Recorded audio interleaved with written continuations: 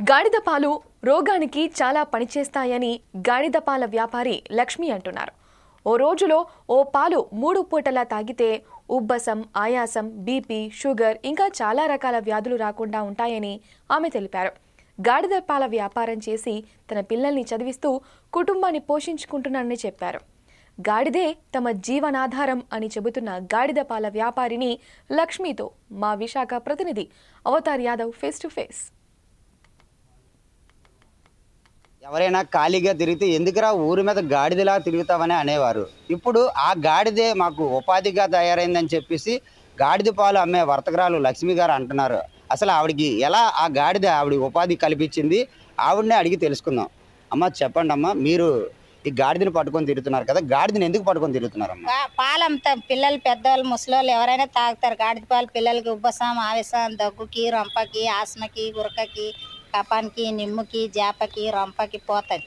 పెద్దలు అయితే తిమురులు, వాతము, కాలు నొప్పులు, నడు నొప్పులు, ఉల్ నొప్పులు, కీళ్ళ నొప్పులు, మోకాలు నొప్పులు, షుగర్కి, బీపీకి, గ్యాస్ట్రిక్కి అన్నిటికీ పనిచేస్తాం. అంటే మీరు ఎక్కడి నుంచి వచ్చారమ్మా? మంచిర్యాల వచ్చాం, తెలంగాణ మంచిర్యాల నుంచి వచ్చాం.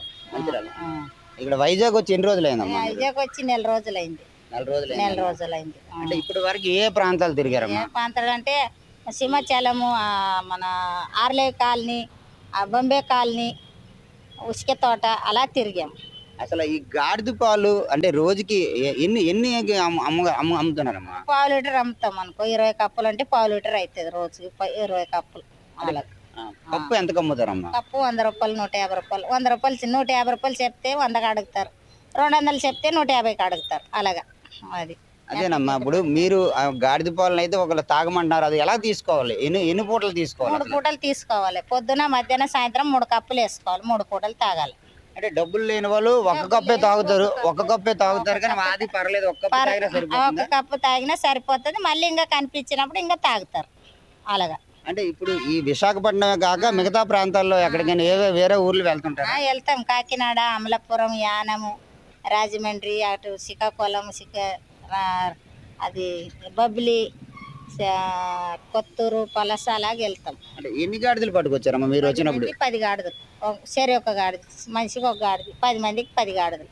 మళ్ళీ మీరు మంచిర్యాల ఎప్పుడు వెళ్ళిపోతారమ్మా? శీతాకాలం అయిపోతే శివరాత్రి పండుగ అప్పుడు వెళ్తాం. శివరాత్రి పండుగకి మీరు వెళ్ళిపోతాం. అంటే వెళ్ళేటప్పుడు దారి పొడవునా ఈ చూసుకొని అమ్ముకుంటూ వెళ్ళిపోతారు? ఊరు చూసుకుంటూ అమ్ముకుంటూ ఇంటికి చేరుతాం. శివరాత్రికి అయితే మీరు మీ ఊరు మా ఊరు చేరుకుంటాం. అంటే మీకు మామూలుగా ఈ గాడిద పోషణకి ఎటువంటిది, వాటికి ఏం పెడతా ఉంటారు? గడ్డి, తౌడు, కుడిది పెడతాం. గడ్డి, తౌడు, కుడిది పెడతా ఉంటాం. అంటే దాని నిమిత్తం మీకు ఎంత ఖర్చు అవుద్దమ్మా రోజుకి? దానికి 200 ఖర్చు అవుతుంది. రోజు 200 ఖర్చు అవుతుంది. రోజు 200 దానికి నిమిత్తం ఖర్చు అవుతుంది. ఇప్పుడు మీరు అంటే మీకు ఇదే జీవనాధారం అమ్మా? మాకు ఇదే జీవనాధారం. మా తాతల నుంచి ఇదే జీవనాధారం. దీని మీదనే మేము మాది బతుకుడు. దీని మీద మీరు బతుకుతున్న పిల్లలు వాళ్ళు దీని మీదనే ఆధారితం. సరేనా? సరే. ఇది లక్ష్మి గారు చెప్తున్న పరిస్థితి. గాడిద పనికిరాదు, గాడిదలాగా తిరుగుతావేరా అని మన పెద్దలు అనేవారు. ఆ గాడిదే మాకు ఉపాధి హామీగా కూడా తయారైందని చెప్పేసి లక్ష్మి గారు చెప్తున్న పరిస్థితి కనబడుతుంది. విశాఖ నుంచి కెమెరా పర్సన్ మహేష్తో అవతార్ యాదవ్, 4 సైడ్స్ టీవీ, విశాఖపట్నం.